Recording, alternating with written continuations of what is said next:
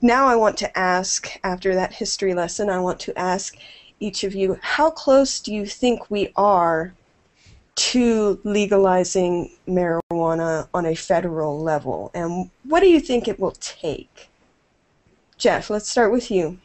Well, before I really get into that, Sure. I just want to do one more point. It actually wasn't called marijuana for a long time. That name was kind of made up to associate it with Hispanics. Hispanics, you're right, absolutely. And that, of course, comes from a tip from one of our viewers. I want to thank you, Elliot, for pointing that out for us. You rock, man. So, getting back to your question, what will it take? I think it will take a massive grassroots effort, and I'm not being ironic about that. Okay, Colorado. You've seen the successes in Colorado and Washington State in being able to vote on it on their own. Now, of course, if enough states were to take up the mantle of what Colorado and Washington have done in their own states, you will see more and more. You see more and more states adopting or decriminalizing marijuana and making it legal and accessible for recreational use.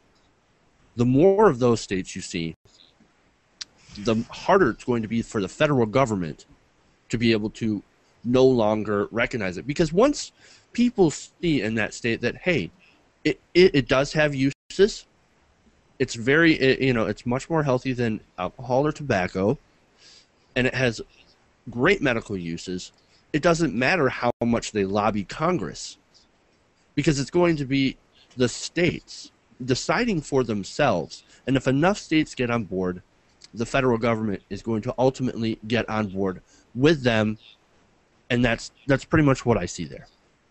Right, I agree. At this point, we have 18 states plus Washington, D.C. that have legalized medical marijuana, and 2 states that have legalized recreational marijuana.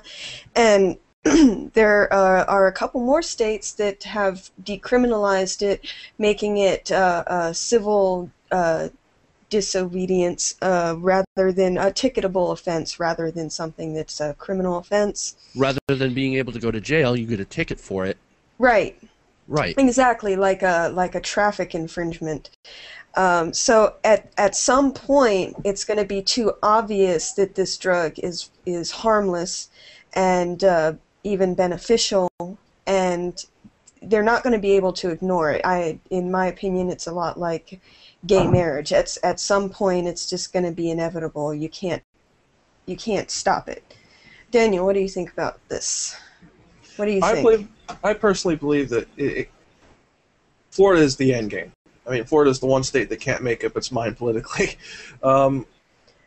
Right, they have a movement right now to try to legalize medical marijuana at the same time. You're right, and you live in Florida. Yes, I do. I don't see that medical marijuana bill moving too far forward, especially since it's coinciding right now with a ban on drug paraphernalia. I mean, come on. Actually, it's moving at a very set pace. Actually, they're picking up a lot of donors. They're having here locally where I live, they're having a outdoor festival with several people, several spokesmen, and some local politicians actually are going to be in attendance. So it's going to be interesting. Hopefully, it picks up traction. Yes, hopefully it will. Hopefully a similar movement will pick up traction here in Ohio as well. They've been trying to get a bill on the floor for a long time now, but there's been no real success at that.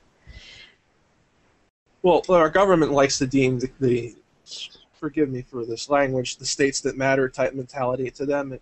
It's particularly Washington has always been a very liberal state. And there's a lot of people there have been advocating for legalization of marijuana for recreational use and medical use. I think they're one of the first states to legalize it for medical use, if I'm not correct.